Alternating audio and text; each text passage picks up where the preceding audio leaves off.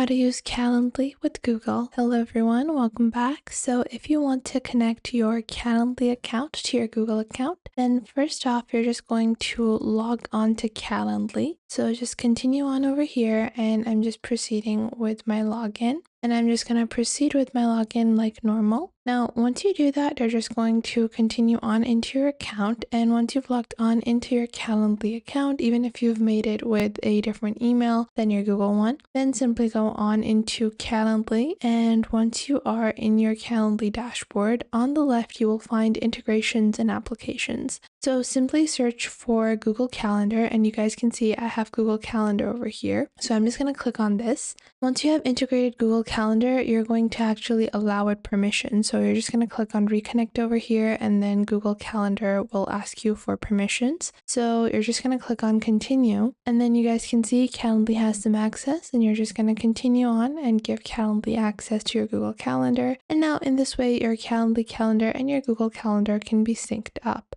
Thanks for watching, and I'll see you guys in the next video.